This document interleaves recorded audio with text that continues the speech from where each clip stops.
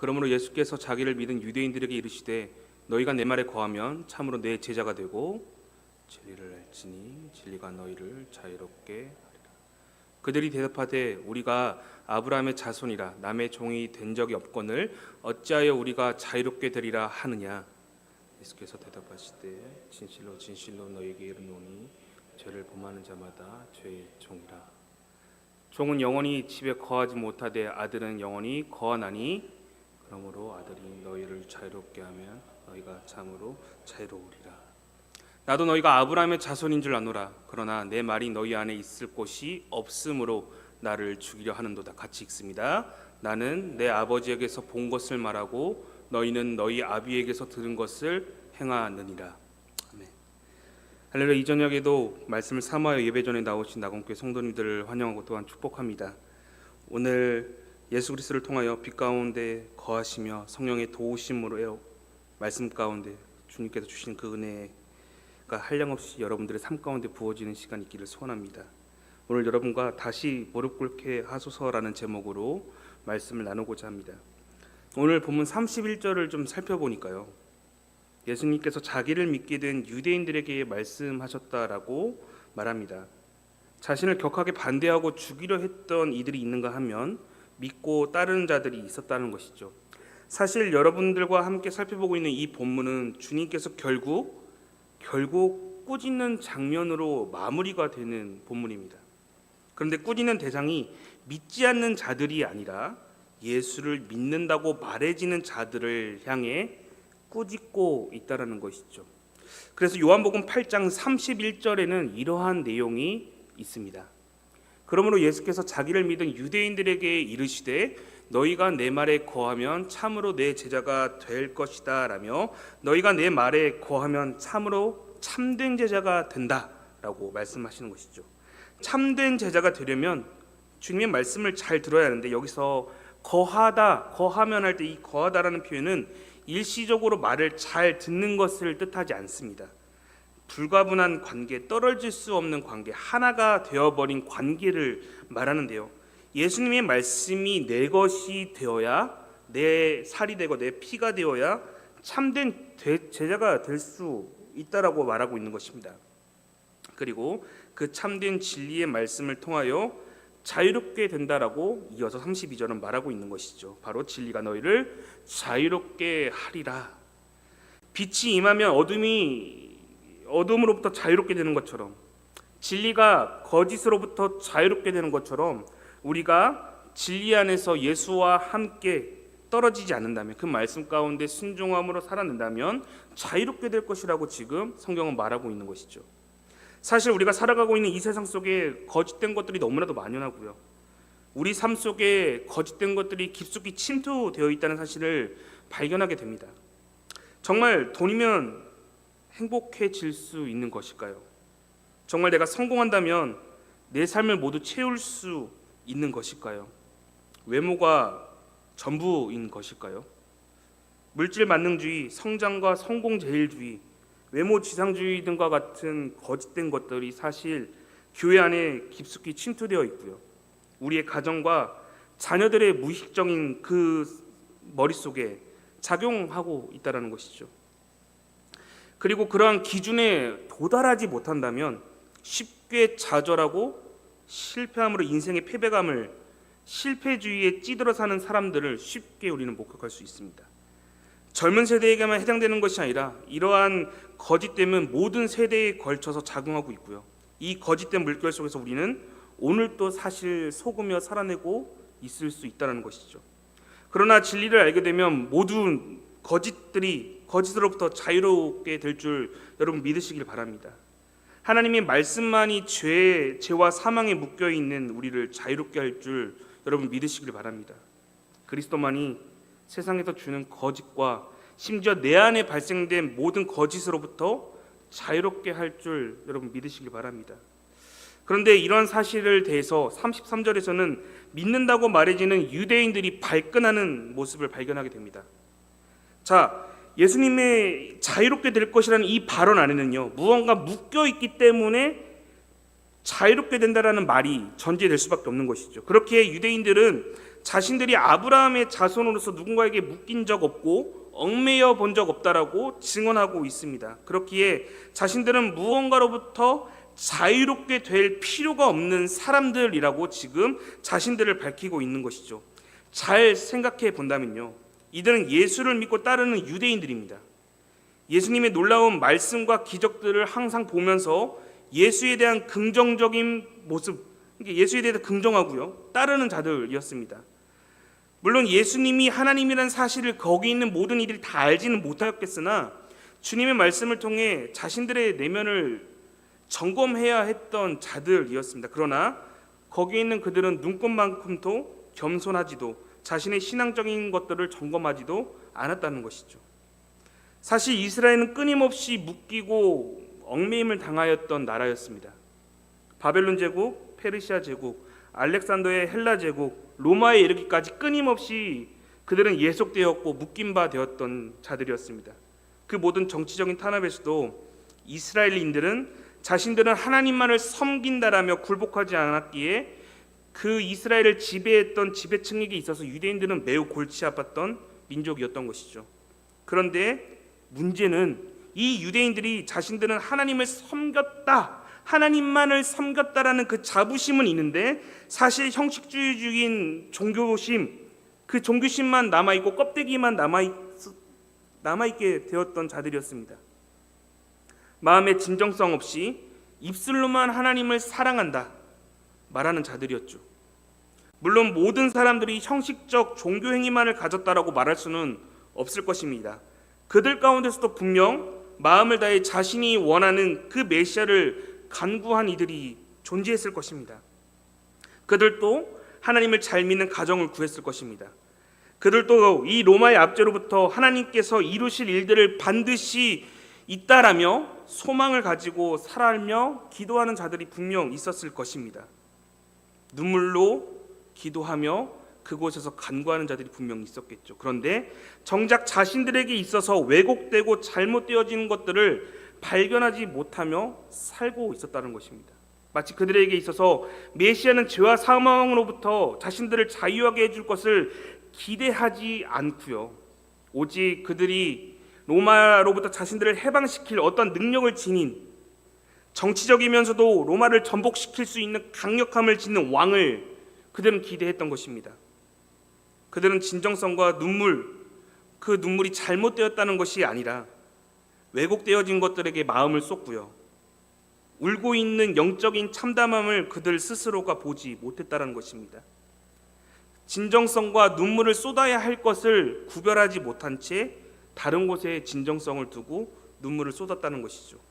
진리가 아닌 것들에 마음을 쏟고 마치 그것이 진리인 것처럼 말하며 행동하는 그 모습에 대하여 예수님은 진리 안에 거하고 있다면 자유할 것인데 사실 너희는 왜곡된 것에 묶여 살고 있다라고 말하고 있는 것이죠. 당시 예수를 믿는다고 말해지는 유대인뿐만 아니라 오늘 예수를 믿는다고 말해지는 우리 역시 왜곡되고 잘못된 것들에 미혹되고 오해함으로 살고 있을 수 있다는 것입니다. 자신의 영적 참담함을 스스로 알지 못한다는 것이죠. 그렇게 예수님은 그들의 내면의 문제를 전곡으로 찌르시면서 이야기하고 계신 것입니다. 그 내용 요한복음 8장 34절입니다. 예수께서 대답하시되 진실로 진실로 너희에게 이르노니 죄를 범하는 자마다 죄의 종이다. 주님께서 진심을 다해서 말씀하십니다. 죄를 범하고 죄 안에 있는 자마다 죄에 묶인 죄의 종이다. 처음에는 사람이 죄를 짓지만 나중에는 죄가 죄를 부르게 되는 것이죠. 처음 한번 죄 짓기는 어렵지만 다음부터 죄 짓는 것은 어렵지 않게 됩니다. 죄는 습관처럼 되는 것이며 양심의 가책도 점점 덜해지게 되고요, 결국 다른 이들에게 피해주는 것 아무렇지 않고 마음 가운데 묻어지게 되는 것이죠. 그래서 나중에는 죄가 사람을 사로잡게 되는 것입니다. 죄의 노예가 되는 것이죠. 처음에는 사람이 술을 마시지만 술이 술을 마시고요, 술이 사람을 마신다라는 세상 사람들의 말처럼 죄가 가진 특성은 바로 중독성입니다. 계속해서 죄를 반복하게 되는 것이죠. 사랑하는 성도 여러분, 사람이 죄를 지어 죄인인 것일까요? 아니면 사람이 죄인이기에 죄를 짓는 것일까요? 예수님은 당시 사람들에게 죄의 문제에 대해서 이야기하고 있었는데요. 당시 사람들은 사회적, 도덕적, 윤리적, 통념적인 죄들을 자신들은 짓지 않았다고 예수님께 말합니다.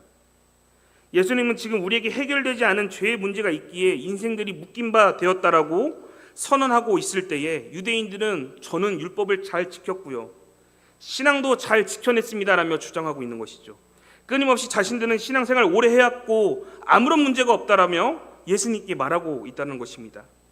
조금 달리 말하면 우리의 경건에는 전혀 문제가 없고 이것을 지적하는 예수, 당신의 시선이 정말 잘못되었다라고 오히려 예수님께 당신의 시선에 대해서 잘못되었다고 말하고 있는 것이죠. 자신의 잘못된 생각과 판단은 살피지 않고요, 자신의 죄의 문제에 대해서 걱정할 것 없다고 말하고 있는 것입니다. 그러면서 다른 이들이 잘못되었고 다른 이들이 묶여 있으며 이것을 지적하는 예수에게 문제가 있다라고 말하는 것과 다를 바 없다는 것이죠. 이제 말씀과 성경보다, 그리스도의 말씀보다 자신의 판단이 더 위에 있다 말하는 것과 다를 바 없는 것입니다. 말씀 앞에 깨어지고 말씀 앞에 자신을 더욱 비추어 그 앞에 엎드려야 하는데 그것이 싫다라고 말하는 것입니다. 왜요? 왜 그런 현상이 일어납니까? 내가 옳기 때문에. 내가 옳기 때문에. 오늘 여러분과 살펴보고 있는 이 성경은 요한복음 8장입니다. 오늘 예수님이 진리가 너희를 자유롭게 할 것이다 라는 이 말씀 바로 앞에 8장 초반부에는 한 가지 사건이 연결되고 있습니다. 그것은 바로 간음하다가 현장에서 잡힌 한 여인의 이야기가 등장합니다. 그 자리에는 명백한 죄인이 있고요, 자신의 죄를 감추인 죄인들이 있습니다. 그리고 죄가 하나도 없으신 예수님, 이렇게 서 있는 것이죠. 명백한 죄인을 향하여 우리는 율법도 잘 지켰고 안식일도 잘 지켰고 구제헌금도 하였고 금식도 하였고 많은 11조 헌금도 잘하였고 경건생활도 잘하였기에 아무렇지 않게 돌을 줄 수 있다라며 한 명백한 죄인을 향해서 돌을 드는 모습을 발견하게 됩니다. 이때 예수님께서 무엇이라고 말씀하셨죠? 너희 중에 죄 없는 자가 먼저 돌로 치라. 죄 없는 사람이 없었기에 돌을 던질 자가 없었습니다. 지금 이 장면에 대한 이야기가 다 끝나지 않고 오늘 본문까지 연결되어 있습니다. 어찌 보면 죄의 문제에 대한 챕터가 다 끝나지 않고 다음 단계로 넘어가지 못한 채 지금 이 이야기가 계속 연결되어 지속되고 있는 것이죠. 무엇이요? 죄의 문제에 대해서.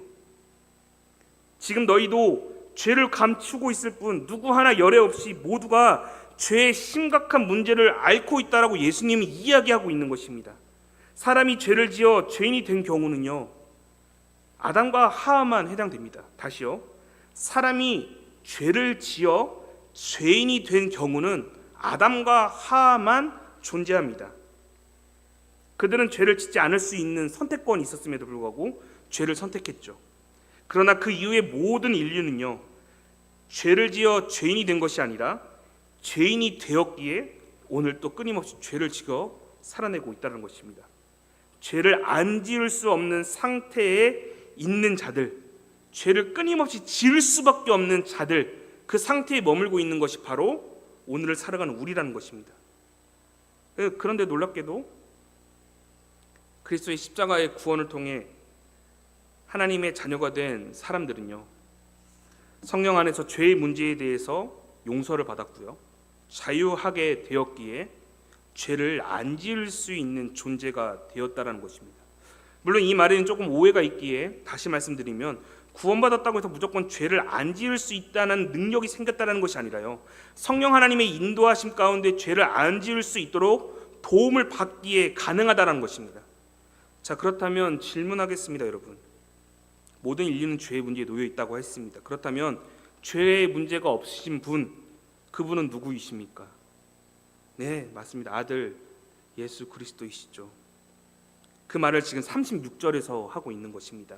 같이 한번 이 36절을 같이 선포하면서 읽어보도록 하겠습니다. 시작. 그러므로 아들이 너희를 자유롭게 하면 너희가 참으로 자유로우리라. 아멘.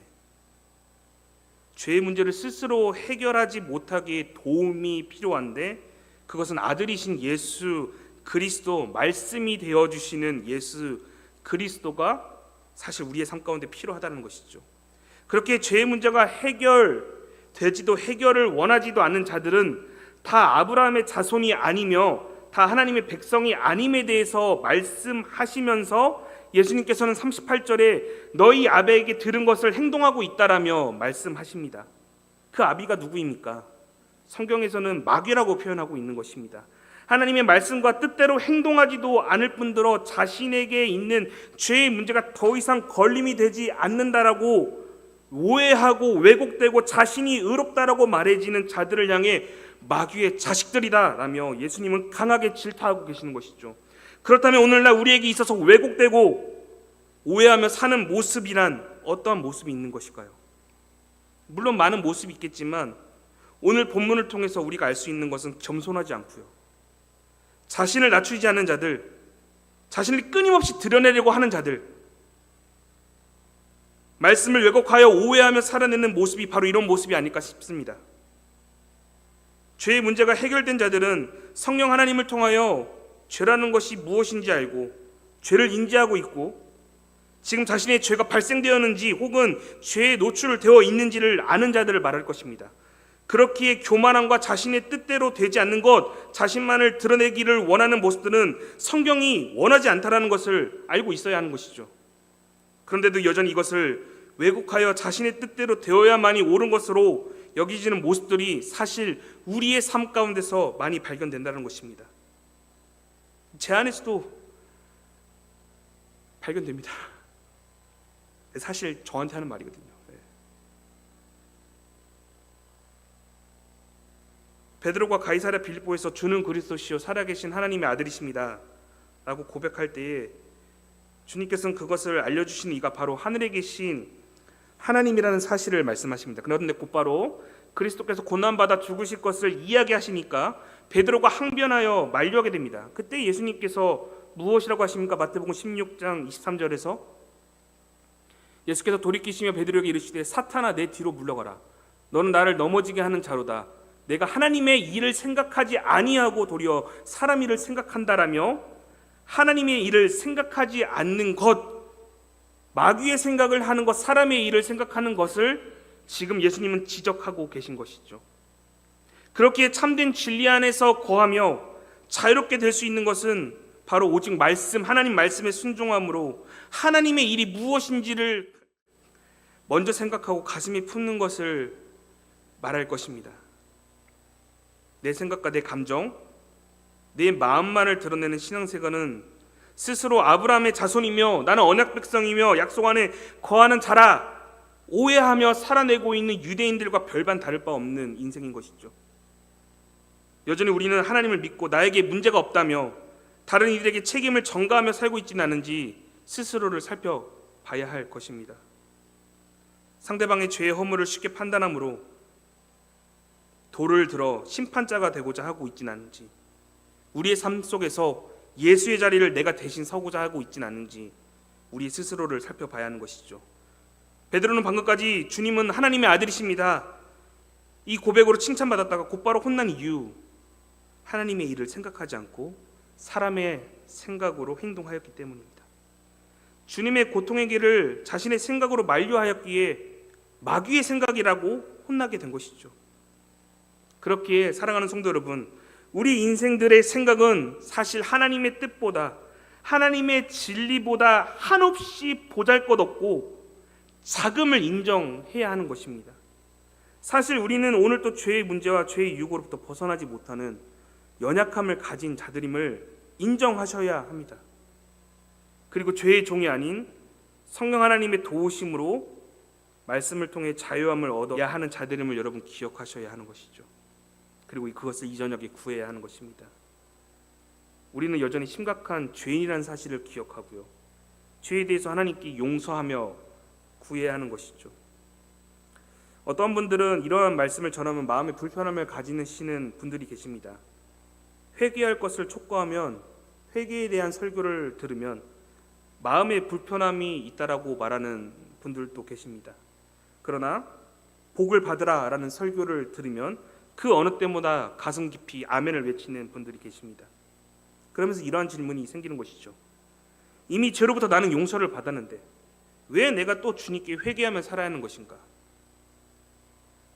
그러나 이미 본인은 그러한 질문을 하면서도 여전히 자신의 삶이 자유하지 못하다라는 사실을 힘들어하고 있다라면 정말 아이러니한 것이죠. 나는 회개할 것이 없다라며 여전히 삶 속에서 무언가 죄에 매여 힘들어하고 있다라는 것은 아이러니한 것입니다. 나는 회개할 것이 없다. 그런데 나는 오늘 또 뭔가에 매여 힘들다. 사랑하는 성도 여러분, 물론 말씀에서 이런 이해가 있지만 조금 바꿔서요. 만약 우리가 100억 원을 누군가에게 100억 원을 주님께 빚졌다고 좀 생각해 보겠습니다. 정말 갚을 수 없는 돈이 100억이죠. 만져보긴커녕 본 적도 없으니까요. 그런데 예수님께서 그 빚을 다 탕감해 주시고 갚아 주셨다라면 우리는 그 은혜에 평생 감사하며 살 것입니다. 그렇다면 이 은혜에 보답하며 살아가는 마음, 어떠한 마음일까요? 저는 바로 빚진 자의 마음으로 살아가는 것, 그 마음이 가장 은혜를 갚으며 살아가는 마음이라 생각됩니다. 물론 빚의 문제, 채무 관계는 이미 법적으로 해결되었습니다. 그렇기에 더 이상 나는 빚진 자가 아닙니다라고 말한다 할지라도 우리는 그 은혜를 기억하며 마음의 빚진 자의 마음으로 살아내야 하는 것이죠. 만약 우리 마음 가운데 빚진 자의 마음이 없다면 100억을 빚졌던 나를 바라보지 않고요, 나에게 1억을 빚진 자에게 함부로 갚으라고 그를 향해서 함부로 대할 수 있게 되는 것입니다. 나의 안에 빚진 자의 마음이 없다면 나에게 빚진 다른 이에게 함부로 대할 수밖에 없는 것이죠. 그렇게 빚진 자의 마음은 사실 어떻게 보면 사랑의 마음이라 말할 수 있을 것 같습니다. 우리는 하나님 앞에 빚진 자의 마음으로 살아가야 하는 것이죠. 더불어 여전히 믿는 자들에게 가장 큰 문제는 죄의 문제와 씨름하고 있지 않는 것입니다. 믿지 않는 자들에게 하나님의 말씀이 없고요, 의의 기준이라는 것이 존재하지 않기 때문에 그들은 죄인으로서 자유함을 얻으며 살아내고 있습니다. 누가요? 믿지 않는 자들은요. 그래서 로마서에서는 이것을 이렇게 말합니다. 3장 18절 말씀에 그들은 눈앞에 하나님을 두려워하지 않는다고 말합니다. 하나님을 믿지 않는 자들은 하나님을 두려워하지 않습니다. 하나님의 말씀이 그들의 삶 가운데 없고요, 의의 기준이 그들 가운데 존재하지 않기 때문에 죄인으로서 오히려 죄에 자유한 것이죠. 불법을 행하는 것, 잘못된 것을 행하는 것, 물론 사람에게는 양심이라는 것이 존재하기 때문에 양심의 정도에 따라서 조금 다를 수는 있지만 그들의 삶 가운데 의의 기준은 없습니다. 그런데 저와 여러분, 하나님의 자녀로 부르신 우리 모두는 빛 대신 그리스도 앞에서 말씀이라는 기준 앞에 놓여져 있기에 그 말씀의 기준대로 살아야 하는 것이죠. 예수님은 사람들에게 이렇게 말씀하셨습니다. 바리새인의 의보다 못한다면 하나님 나라에 갈 수 없다라고 말씀하셨습니다. 형식주의적이고 자신의 판단과 자신의 의로움, 그렇게 살아나는 신앙생활이 아니라 자신에게 죄의 문제가 없고 아무렇지 않다라며 자신의 죄를 배제시킨 채 다른 이들에게만 죄가 있다라고 손가락질을 책망하는 자, 그 모습이 우리 안에 있진 않은지. 요한복음은 예수님을 빛이라 라며 소개하고 있는데요, 내 자신을 그 빛 앞에 가운데 내놓았을 때에 정말 나는 괜찮은 것인지를 조금 점검해 보았으면 좋겠습니다. 내 자신이 그 빛 가운데로 정말 오늘 또 걸어가고 있는지, 빛과 동행하는 모습으로 살아가고 있는지, 내가 보기에 좋은 것으로 살아내기에 힘쓰고 있지는 않은지, 하나님 보시기에 좋게 여김을 받는 것에 대해서 여전히 신경 쓰고 있지는 않고 살아내고 있지는 않은지는 우리는 끊임없이 자신을 점검해야 한다는 것이죠. 그렇게 우리는 더욱 죄에 대해서 민감하게 여기고 죄와 싸워야 하는데, 믿는 자들에게 회개하라고 선포하면 간혹 불쾌하거나 자신의 일이 아닌 것처럼 여겨지는 성도님들이 계신다는 것입니다. 만약 제가 이 강단에서 여러분 회개하셔야 합니다라고 말할 때 불쾌하고 여기고 있다라면 사실 그분은 조심스럽지만, 함부로 이렇게 말할 수 없지만 신앙의 형식주의에 빠져 살고 계실 수도 싶다라고 생각됩니다. 나는 죄가 없는데, 나는 여전히 떳떳한데, 나는 의로운데, 십자가 앞에 나는 떳떳한데 내가 더 이상 무엇을 회개하며 살 것인가? 사랑하는 성도 여러분, 그렇다면 그 형식주의, 바리새인과 서기관들이 보였던 그 형식주의, 그 배후에는 누가 있는 것일까요? 주님은 우리에게 형식주의를 가르친 적이 없습니다. 그렇다면 그 배후에는 누가 있는 것일까요? 물론 오늘 성경으로 표현한다면 마귀인 것이죠. 그렇게 사랑하는 성도 여러분, 우리는 영적으로 깨어 있어야만 합니다. 사실 오늘 또 속으며 살고 있을 수도 있다라는 사실을 기억하셔야 합니다. 그렇게 우리는 말씀 안에 거해야 하고요. 진리의 성령을 통하여 인도하심을 받으며 살아내므로 참된 제자의 삶을 살아내야 하실 것을 믿으며 또 소망하며 살아내야 하실 것입니다. 그래야 자유할 수 있는 것이죠. 세상의 가치로부터 자유하는 것은 무척 중요하게 생각하지만 내 안에 왜곡된 믿음과 신앙생활로부터 하나님의 가치로 회복되는 일, 사실 이것이 더 중요할 수도 있을 것 같습니다. 그렇게 오늘 여러분 36절에 아들이 너희를 자유롭게 하면 너희가 참으로 자유로워질 것이다 라고 우리가 함께 읽었습니다. 우리는 예수로만 자유할 수 있는 것이죠. 그렇게 이 저녁 이러한 믿음의 고백들이 여러분들에게 있었으면 좋겠습니다.